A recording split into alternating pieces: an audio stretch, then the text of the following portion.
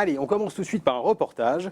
Télécom Bretagne vient de recevoir un superbe outil, mais avant de pouvoir l'utiliser, il faut le monter. Qui a dit que le bois n'était pas un matériau de haute technologie? La preuve, tout ceci est, ou plutôt deviendra, après montage bien sûr, une imprimante 3D. Et c'est là que c'est incroyable, une simple caisse en bois capable d'imprimer des objets. On a à notre disposition des filaments de plastique de différentes couleurs qui nous permettent de créer en fait l'objet. On n'est plus juste dans la modélisation, mais on va aller vraiment jusqu'au bout de notre projet et on va aller jusqu'à la réalisation du prototype. Cette imprimante 3D est pour le moment le premier outil du futur Fab Lab de Télécom Bretagne. Vous voulez savoir peut-être ce que c'est qu'un Fab Lab? Bah ouais. Donc, le Fab Lab, c'est laboratoire de fabrication. En fait, c'est un lieu justement où on va favoriser le départ, enfin partir de l'idée jusqu'au prototype, que ce soit avec des outils électroniques, de matériel également, donc avec cette imprimante 3D. On pourra aller aussi sur une découpe laser, on pourra aller sur une fraiseuse, mais tout est piloté en fait de manière numérique, donc on peut préparer en fait sa conception et aller après dans le Fab Lab pour les réaliser. Donc on peut mutualiser en fait ces machines-outils en fait, et elles sont plus faciles d'accès aujourd'hui qu'elles l'étaient il y a 10 ans, justement grâce à cette interface d'électronique. Une relative facilité d'accès qui permet d'ouvrir la porte de ces laboratoires à tout un chacun, ou presque, c'est aussi ça le concept, de permettre à terme à tout porteur de projet de profiter d'outils auxquels ils n'ont généralement pas accès. Dans un premier temps, c'était effectivement, on est dans une école, donc c'est pour nos étudiants, mais ce qu'on aimerait, c'est pouvoir ouvrir ce Fab Lab à des initiatives plus personnelles. Donc ça peut être aussi les entrepreneurs, par exemple, qui s'installent dans l'incubateur. Ça peut être aussi, nous, on aimerait bien susciter un petit peu des vocations chez les plus jeunes, donc les collégiens, les lycéens, les faire venir dans l'école et puis leur montrer qu'ils sont capables de faire des choses techniques. Et donc de leur dire, voilà, les études techniques, c'est intéressant. C'est pas si compliqué que ça. Une fois qu'on a testé, ça donne envie d'essayer autre chose, de mettre en place des idées. Et si les Fab Labs, nés dans les années 2000 au Massachusetts Institute of Technology, le MIT, ils fleurissent aujourd'hui dans le monde entier et font des émules jusque dans le Finistère.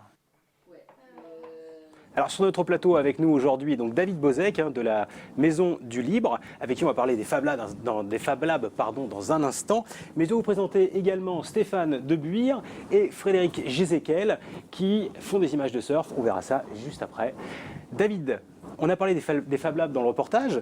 Il y en a donc à Télécom Bretagne. C'est un projet, c'est bien avancé déjà. Je crois que la Maison du Libre a aussi son projet de Fab Lab. Expliquez-nous un peu.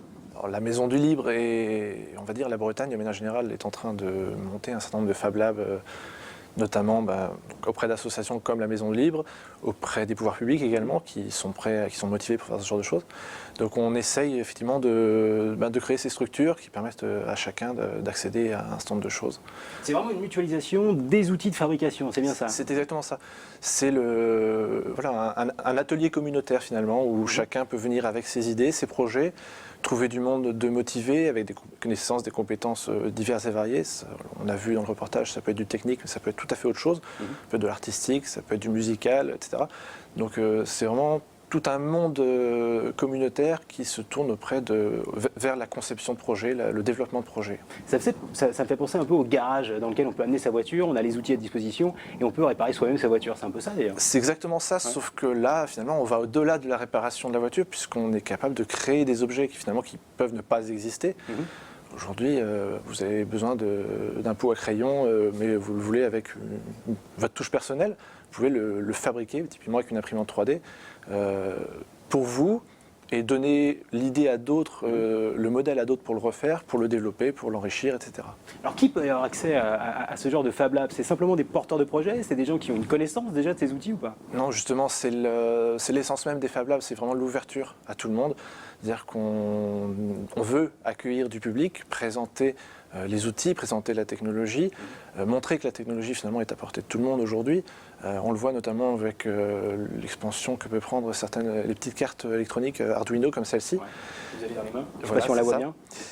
C'est une petite carte électronique qui permet aujourd'hui à n'importe qui de prendre en main des choses concrètement en électronique, de faire clignoter des petites ampoules, de contrôler des moteurs, et finalement, pas à pas, avancer, prendre en main la technologie et se l'approprier réellement.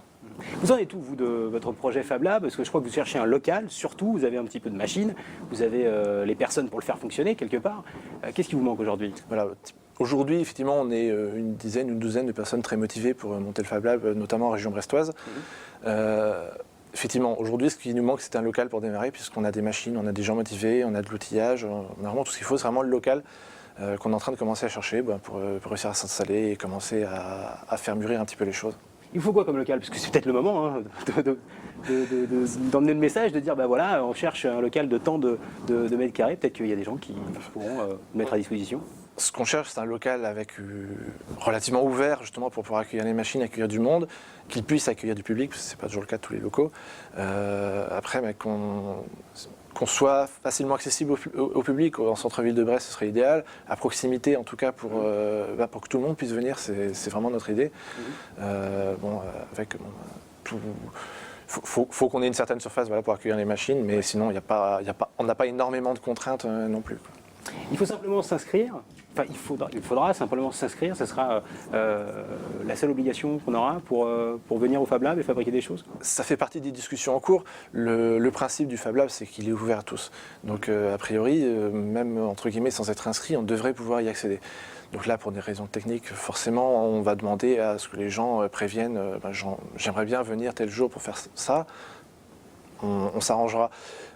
Après, dans l'idée, voilà, c'est que c'est un lieu qui est ouvert. Donc vraiment que tout le monde puisse venir quand il le souhaite, quand il a une idée, quand il a envie de développer quelque chose. Donc là, on est vraiment à la naissance du projet, donc on n'a pas encore cerné tous ces problèmes-là.